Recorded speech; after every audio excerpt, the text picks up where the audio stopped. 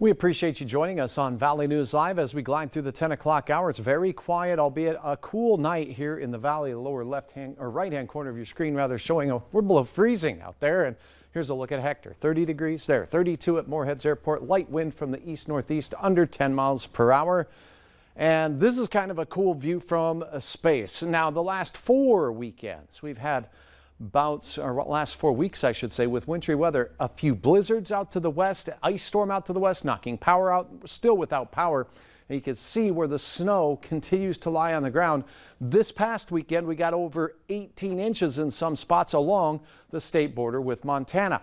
Minot having 4 feet in the prior systems, with more added on top with past weekend. In our region, we do have some snow on the ground. It extends from the Cavalier area out towards Walhalla and Langdon, straight down through the Michigan, Mackville area and parts of Grand Forks County, and of course western Walsh County as well. The snow melt is adding to the rivers as well. It goes into the river system a little slower than the abundant rainfall that we got over the weekend. Here's a look at temperatures. All of us below freezing with the exception of the far south. 33 in Sisseton, 36 though in Hallock, one of the warm spots there. As we take a look out to the east, we're cool as well and below freezing. Here is a look at the satellite. We're clear, we're quiet, the wind's tapering off a bit, but we do have a bunch of clouds moving in here and some rain showers out to the west on I-94 west of Glendive, Montana.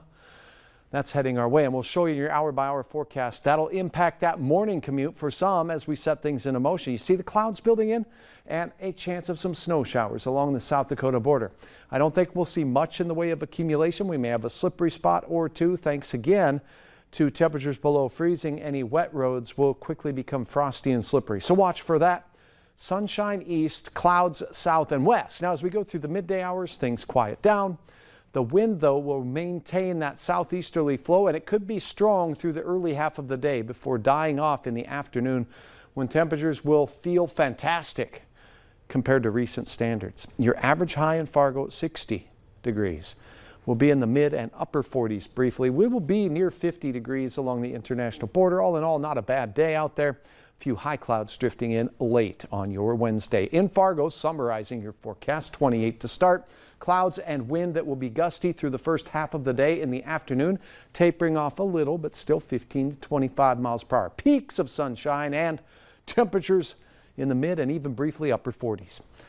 The all-important weekend forecast. Friday, rain moves in, maybe a rumble of thunder, and it lasts into Saturday all day. Here's a look at the American model, showing again our neighbors out to the west could build onto that pile of snow they already have still on the ground out there. For us, it's this dark green and yellow area here that we're watching for those batches of heavy showers of rain that will take place late Friday and into the day on Saturday. Sunday looks like lighter precipitation with the heavier batch moving off to the east, and still some snow trying to make its way in on Sunday for our northern counties.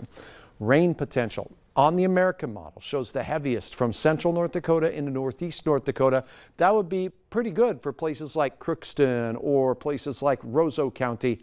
But we'll have to keep our eyes on things because this certainly could shift and the intensity could change as well. We'll keep you posted on what this means for your area, but a widespread area getting 2 inches of more would not be good for our rivers and could cause some of us to see that second crest.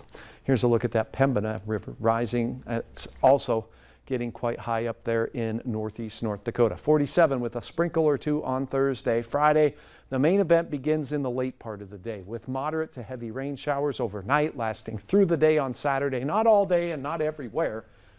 Just a soggy weekend, just like the prior weekend was. Hopefully we don't have tornadoes to dance around with this batch of weather, and we get cooler after it with some snow showers up north on Sunday.